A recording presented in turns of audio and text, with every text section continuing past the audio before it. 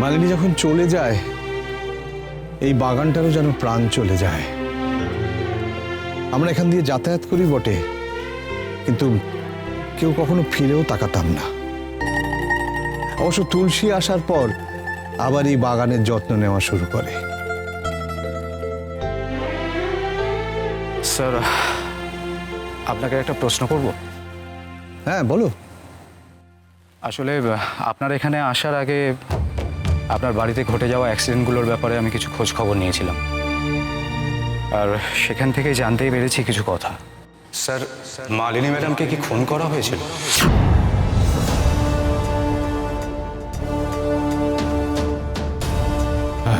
শুনেছি এই খুনের দায়ে দুজনকে অ্যারেস্টও করা হয়েছিল, তার মধ্যে একজন মহিলা আর একজন পুরুষ। ওই দুজন কি এখনো জেলেই রয়েছে? স্যার, ওরা মালিনী ম্যাডামকে খুন কেন করেছিল? আপনার সাথে কি ওনাদের কোনো শত্রুতা ছিল? আচ্ছা, ওই মহিলাটি কে ছিল?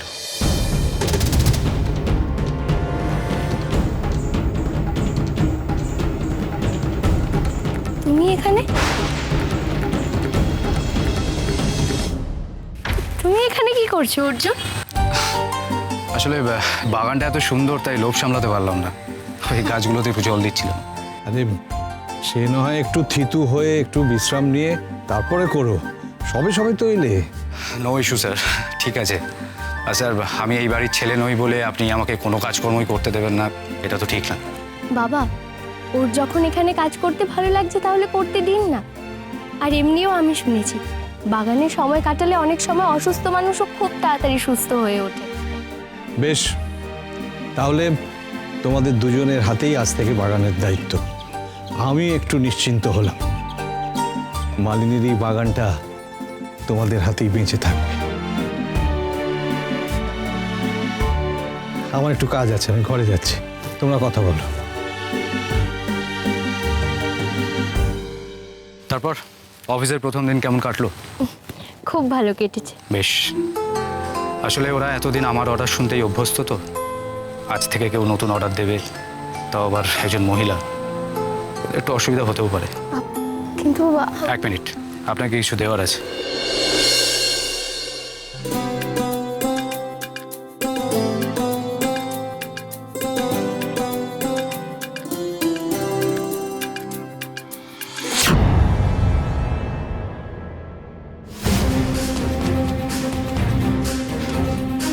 ধরুন।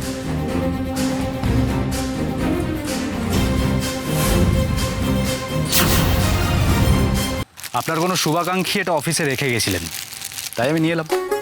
ও, থ্যাংক ইউ।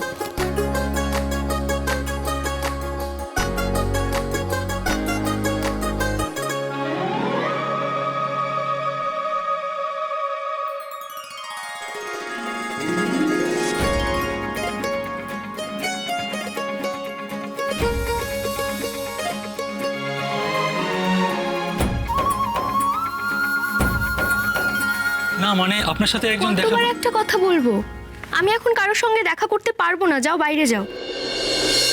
তার মানে অগ্নি আমার সাথে দেখা করে আমাকে শুভেচ্ছা জানাতে চেয়েছিল, আর আমি ইস। হ্যালো, হ্যাঁ, ওকে ওকে, আমি এক্ষুনি আসছি। তুমি কি আবার কোথাও যাচ্ছ? হ্যাঁ, একটা জরুরি কাজ এসে গেছে, আমাকে একটু যেতে হবে। যদিও বা আপনাকে না বলার কিছু নেই, আসলে স্যার মনে করেন অগ্নির বিল্ডিং থেকে পড়ে যাওয়াটা কোনো অ্যাক্সিডেন্ট নয়, এটার পেছনে একটা ষড়যন্ত্র আছে, আর সেই ব্যাপারেই কিছু ইনফরমেশন পাওয়া গেছে।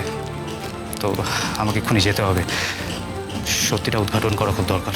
আর বলছি, আমি কি তোমার সঙ্গে যাব? না না, আপনি বাড়িতেই থাকুন, না আমি এসে আপনাকে সব জানাচ্ছি। বাই।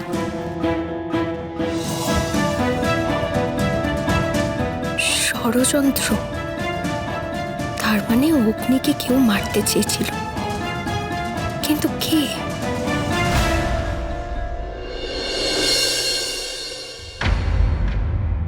সত্যি করে বলতো, এত সেজে গুজে কোথায় গিয়েছিলি তুই?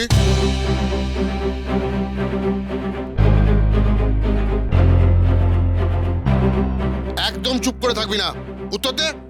আমাকে মিথ্যে কথা বলে বোকা বানানোর চেষ্টা করে কোনো লাভ নেই। আমি সব সত্যি বার করে নেব। বল, কোথায় গেছিলি? বাবা, আমি দিদির বাড়িতে গেছিলাম। কেন? তুমি কি জানো দিদির শ্বশুরমশাই দিদিকে নতুন কোম্পানির দায়িত্ব দিয়েছে? কি করে জানবে? যেদিন এসব ঘোষণা টোষণা হচ্ছিল সেদিন তো তোর বাবা নেশা করে উল্টে পড়েছিল। মোটেই না, একদম আজে বাজে কথা বলবে না। একটু খারাপ লাগলো তাই ঘুমিয়ে পড়েছিল। যাকে তা তুলসীর নতুন কোম্পানির দায়িত্ব পাওয়ার সঙ্গে তোর ওই বাড়িতে যাওয়ার সম্পর্কটা ঠিক কি?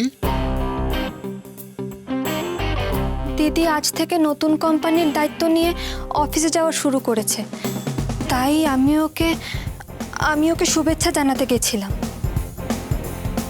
এরপরেও তুমি মেয়েটাকে বকবে? ও তো ঠিকই করেছে। যে কাজটা তোমার করার কথা সেটা ও গিয়ে করে এসেছে। তুমি তো তোমার মেয়েকে নিয়ে ভাবোও না। যদি ভাবতে তাহলে অন্তত একবার গিয়ে ওকে আশীর্বাদ করে আসতে। না না ভাবি, না রে তিতি, তুই ভালোই করেছিস। মাঝখানে সময় পেলে আমিও একবার ঘুরে আসবো। তা তিতির নতুন কোম্পানিতে মাস গেলে তুলসী কত মাইনে পাবে? কিছু বললো সে কথা? সহ্য, মেয়ে কত মাইনে পাবে সেটা জেনে তুমি কি করবে? উমা, আমি ওর বাবা, আমি জানবো না ও কত মাইনে পাচ্ছে? তাছাড়া আমাদের তো কোনো ছেলেও নেই, তাই আমার মেয়ে যখন এত বড় কোম্পানির একটা দায়িত্ব পেয়েছে, ওর তো দায়িত্ব না এই বুড়ো বুড়ির দেখভাল করা। তাই জেনে নিচ্ছিলাম কত মাইনে পায়, যাতে আমার হিসেবটা করতে সুবিধা হয়। তুমি কি কোনোদিনও বদলাবে না? উমা, তুই কি উল্টো পাল্টা বোকা বোকা কথা বলছো? হ্যাঁ, আমি কি আবহাওয়া নাকি? হ্যাঁ, যে ফাটাফাট বদলে যাবো? তোমার সাথে না কথা বলে কোনো লাভ নেই। তার থেকে আমি আমার কাজগুলো সারি। তিতির, তুই তাড়াতাড়ি জামা কাপড় ছেড়ে হাত মুখ ধুয়ে নে, আয়। শোন, ওই বাড়িতে গিয়ে কি কি করলি? কি আবার করব? না, তুলসী নিশ্চয়ই অফিসে ছিল, আর অগ্নি হয় কলেজে বা অন্য কোনো কাজে। আর মন্ত্রী মশাই নিশ্চয়ই এদিক ওদিক মিটিং মিছিল করে বেড়াচ্ছিল। বাকি রইল পরমা দেবী, উনি তো সারাদিন ওনার ভাই আর ভাইয়ের বউয়ের সঙ্গে গুজুর গুজুর ফুসুর ফুসুর করেন। আজও নিশ্চয়ই তাই করছিল। তা তুই সারাদিন ওই বাড়িতে কি করলি? পার্থিবের সঙ্গে আড্ডা মারছিলি? ওই একটু একটু কেন, একটু ভালো করেই মারতে পারতিস, বেশি করেই মারতে পারতিস। ছেলেটাকে আমি পড়ে ফেলেছি। ছেলেটা মন্দ নয়, ভালো ছেলে, মনটা খুব ভালো। সুযোগ সময় পেলেই তুই ওর সঙ্গে একটু আড্ডা মারিস, কেমন? কিন্তু একটা কথা মাথায় রাখবি, পড়াশোনাটাও কিন্তু সমান তালে চালিয়ে যেতে হবে। তোকে কিন্তু তুলসীর মতো হতে হবে, যাতে তুলসীকে যেমন ওর শ্বশুর মশাই একটা কোম্পানির মালকিন করে দিয়েছে, তোকেও যেন উনি একটা কোম্পানি গিফট দেয়। আমার এসব কোম্পানি টম্পানি কিছু চাই না বাবা।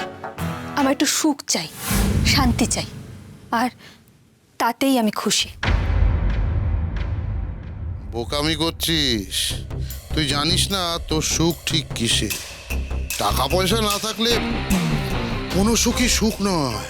টাকা এমন একটা জিনিস যা দিয়ে পৃথিবীর সব সুখ কেনা যায়। আমি কিছু শুনতে চাই না, তোকেও এরকম একটা বড় সড়ো দাও মারতে হবে, না হলে কিন্তু আমি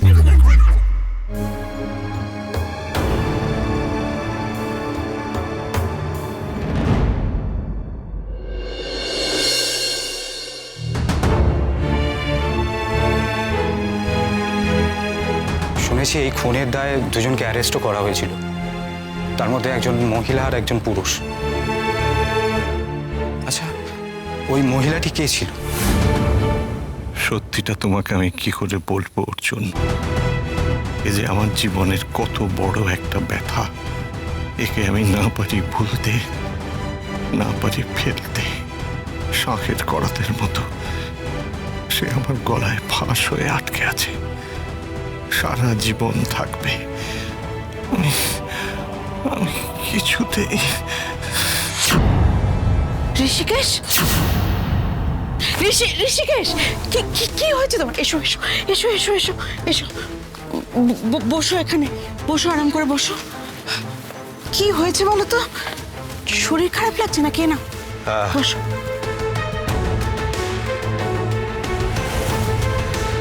একটু জল খাও তো। হ্যাঁ, জল খাও।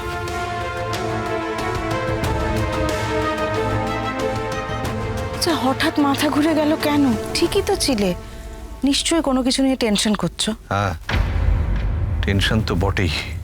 আমার মনে হচ্ছে আমার জীবনে আবার একটা বড় সড় ঝড় আসতে চলেছে।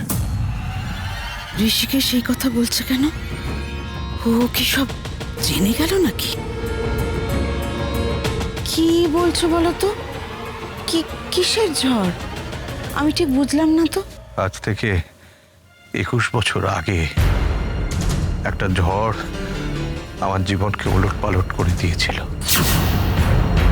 আবার সেই রকম একটা ঝড় আসতে চলেছে, আমি বুঝতে পারছি।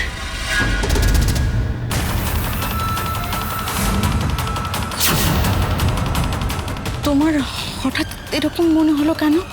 মানে হঠাৎ হলোটা কি? আমি একটা আঁচ পাচ্ছি জানো। 1 বছর ধরে যা যা ঘটে চলেছে সেই জন্যই আমার কথাটা মনে হচ্ছে। তুমি ভেবে দেখো, এই 1 বছর ধরে একটার পর একটা বিপদ ঘটে চলেছে। অগ্নির বিল্ডিং থেকে পড়ে যাওয়া থেকে শুরু করে হাসপাতালের এই ঘটনা, তারপর